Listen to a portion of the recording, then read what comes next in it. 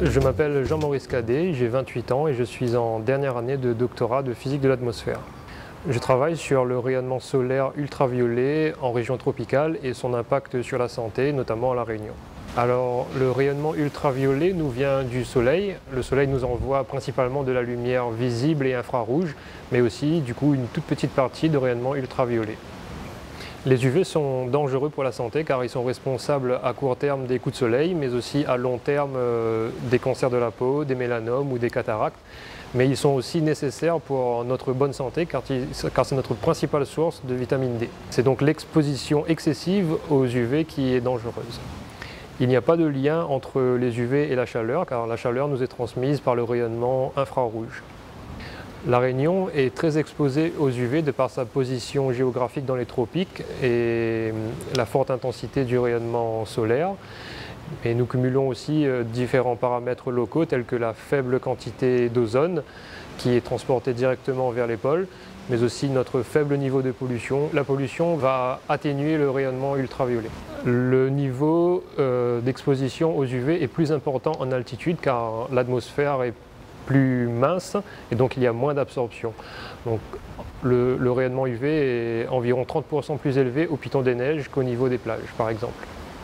Les mesures que nous avons réalisées sont dans les endroits où la population est susceptible de s'exposer, comme par exemple sur les hauteurs, au Piton des Neiges, au volcan ou aussi sur les plages. Nous utilisons à La Réunion depuis une dizaine d'années un spectroradiomètre qui mesure l'UV. Donc ça nous donne une première idée de la climatologie des UV à La Réunion. Mais nous utilisons aussi un petit radiomètre portatif pour nos mesures sur le terrain, comme au volcan, au Piton de la Fournaise, au Piton des Neiges ou sur les plages aussi. J'ai fait une licence de physique à l'Université de La Réunion et j'ai enchaîné ensuite sur un master ici.